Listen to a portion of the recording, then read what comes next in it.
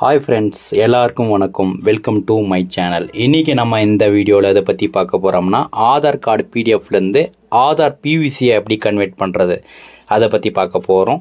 அது வந்து நம்மளுடைய எம்ஜிபேயில் வந்து எப்படி கன்வெர்ட் பண்ணுறது அதை பார்க்க போகிறோம். இதுக்கு வந்து நமக்கு தேவையானது வந்து Aadhaar original PDF. Aadhaar original PDF நம்மளுடைய ஆதார் சைட்டில் ஆதார் நம்பர் போட்டு டவுன்லோட் பண்ணுறோம் இல்லைங்களா, அதுதான் ஆதார் ஒரிஜினல் பிடிஎஃப். அது தேவைப்படுது. இந்த பிடிஎஃப் வந்து நீங்கள் டவுன்லோட் பண்ணிக்கோங்க.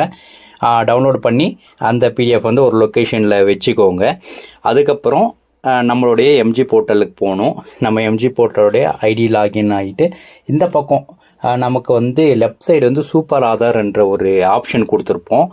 அந்த சூப்பர் ஆதார் என்ற ஆப்ஷனை கிளிக் பண்ணணும்.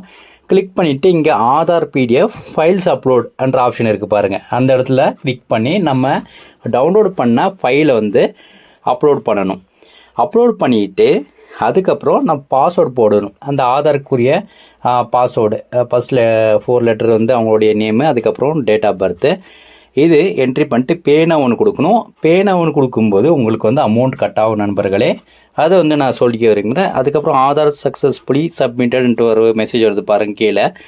அதுக்கப்புறம் இங்கே டிரான்சாக்ஷன் ஹிஸ்ட்ரின்னு இருக்குது பாருங்கள். அங்கே வந்து சூப்பர் ஆதார்னு இருக்கும்.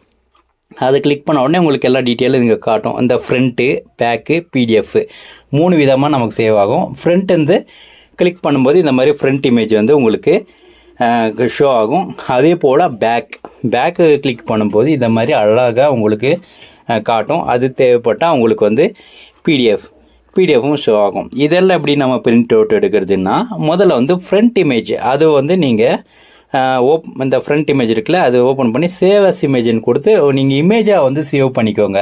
உங்களுக்கு எந்த இடத்துல தேவையோ அந்த இடத்துல வந்து சேவ் பண்ணிக்கோங்க. அதே போல் வந்து பேக் இமேஜ் மேலேயும் சேவ் அஸ் இமேஜ் கொடுத்து சேவ் பண்ணிக்கோங்க. நீங்கள் இந்த சேவ் பண்ணுற இமேஜ் வந்து கரெக்டாக ஐடி கார்டு சைஸுக்கு வந்து சேவ் ஆகிரும். 86x54 வந்து உங்களுக்கு வந்து சேவ் ஆகிடும். சேவ் ஆன பின்னாடி நீங்கள் இந்த எப்படி வேணாலும் பிரிண்ட் அவுட் கொடுத்துக்கலாம். நீங்கள் ஈப்ரோ சாஃப்ட்வேர் வச்சுருக்கீங்களா, மற்ற சாஃப்ட்வேர் வச்சுக்கிறீங்களா, இல்லை டைரெக்டாக கூட பிரிண்ட் பண்ணல. இந்த மாதிரி ரெண்டும் ஒன்றா பிடிச்சி கண்ட்ரோல் பிடிச்சி ரெண்டுமே பிடிச்சி பிரிண்ட்டுன்னு கொடுத்தீங்கன்னு வச்சுக்கோங்களேன். நீங்கள் டைரெக்டாக கார்டு மிஷின் யூஸ் பண்ணுற யூஸாக இருந்தால் அப்படியே வந்து உங்களுக்கு வந்து டைரெக்டாகவே பிரிண்ட் ஆகிடும். இல்லை நீங்கள் வந்து ஃபோட்டோஷாப்பில் பண்ணுறவராக இருந்தால் ஃபோட்டோஷாப்லேயும் பண்ணிக்கலாம். உங்களுக்கு எப்படி வேணாலும் அப்படி பண்ணிக்கலாம் நண்பா. அழகாக வருது. ஸோ வந்து இது நம்ம எம்ஜிபே போர்ட்டல் மூலிமா கிடைக்கிது. உங்களுக்கு ஐடி தேவைப்படுறவங்கள நம்மளோட கான்டாக்ட் பண்ணுங்கள். உங்களுக்கு வந்து ஐடி கொடுக்கப்படும். சரிங்களா நண்பர்களே. அது போல் வந்து நம்ம எம்ஜி பிரிண்ட்டு அதுவும் வந்து அப்டேட்டு கொடுத்துருக்கோம். அது வந்து நீங்கள் செக் பண்ணிக்கோங்க. எம்ஜி பிரிண்ட் யூஸ் பண்ணுறவராக இருந்தால் அந்த அப்டேட்டும் செக் பண்ணிக்கோங்க. அடுத்த அப்டேட் வந்து நான் வந்து யூடியூப்பில் போஸ்ட் பண்ணுறேன்.